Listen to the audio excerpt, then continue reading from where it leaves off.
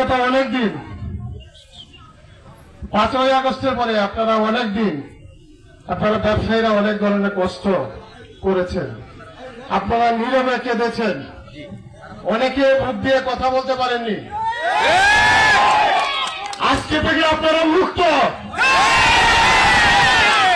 এই গুন্ডামি মস্তানির জায়গা এই হালুয়াঘাটে চলবে না, কিন্তু আমার সাথে গুন্ডামি করে কোনো লাভ নাই। বহুত বড় বড় গুন্ডা আমি দেখে রেখে আসছি। ব্যবসায়ীরা ব্যবসা করবে, নিশ্চিন্তে ব্যবসা করবে, একটা পয়সা কোনো চাঁদা দিবেন না, কোন লোকের একটা টাকা চাঁদা দিবেন না। কেউ চাঁদা দিতে আসলে বাইন্দা রাখবেন, আমারে খবর দিবেন। এই হালুয়াঘাট হবে একটা নিরাপদ হালুয়াঘাট, যেখানে সকল ধর্মবর্ণের মানুষ, সকল দল পদের মানুষ, উঁচু নিচু সকল মানুষ একসাথে আমরা মিলেমিশে বসবাস করব।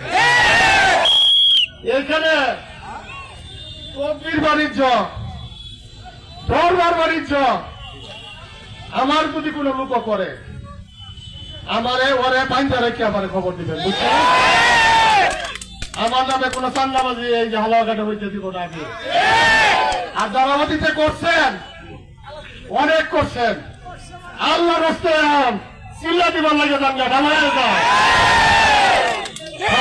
রমজান মাস, কালকা থেকে রমজান মাস, চিল্লা দেন, ঢালান। বহুত মানুষকে অত্যাচার করছেন।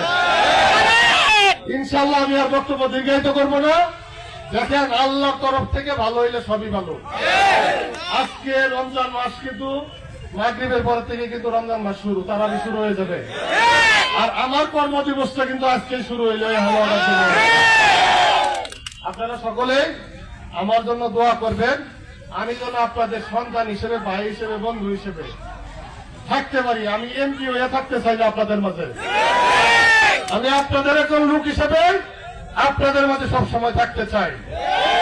আপনারা সকলে আমার জন্য দোয়া করবেন। এই আশা এবং প্রত্যাশা রেখে একটা নিরাপদ হালুয়াঘাট এবং ফুবারা করব।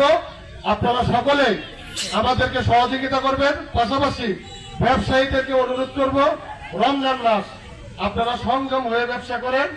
আপনারা মানুষের সুযোগ সুবিধাটাও দেখেন, শ্রমিকদের ন্যায্য মজুরি দেন, এবং আপনারা নিশ্চিন্তে নির্বিঘ্নে ব্যবসা করেন, যাতে কোন মানুষের কোন ধরনের সমস্যা না হয়। রমজান মাস সকল কিছু বিচার বিবেচনা করে আপনারা ব্যবসায়ীরা চলবেন, এই আশা এবং প্রত্যাশা রেখে সকলকে আবারও আমাকে সহযোগিতা করার আহ্বান জানিয়ে আমি আমার কথা এখানে শেষ করছি। ধন্যবাদ সকলকে। আসসালামু আলাইকুম।